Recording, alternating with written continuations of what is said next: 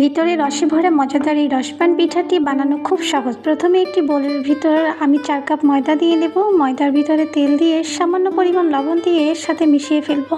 এবার গরম পানি দিয়ে আমি এটাকে মাখিয়ে ফেলবো। আগে থেকেই নারকেল কুড়িয়ে নিয়েছি, নারকেলের ভিতরে এলাচ গুঁড়ো দিয়ে এটাকে মিশিয়ে নেব।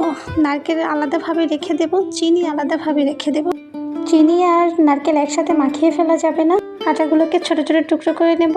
একটা আটা থেকে আমি একটা রুটি বানাবো। চিনি আর নারকেল একটু একটু করে মিশিয়ে নেব। যতটুকু পরিমাণ দরকার ততটুকু আমি রুটির মাঝখানে এইভাবে দিয়ে দিব। একসাথে অনেকগুলো পিঠা বানিয়ে ফেলা যাবে না, তাতে রস বেরিয়ে যেতে পারে। এই স্কেলটির সাহায্যে আমি পিঠাগুলো সব একটা একটা করে কেটে নিব। নারকেল দেওয়ার পর রুটিগুলোকে এভাবে চেপে চেপে দিতে হবে, না হলে রস বেরিয়ে যেতে পারে। পিঠাটা বানানোর পরও একবার চেপে দিতে হবে যাতে বাহিরে রস বের হয়ে না আসে। এভাবেই আমি সব পিঠাগুলো বানিয়ে নিয়েছি। আগে থেকেই আমি চুলার উপরে প্যান দিয়ে তেল গরম করে নিয়েছি। হালকা গরম হলে আমি একটা একটা করে পিঠা ভেজে ফেলবো।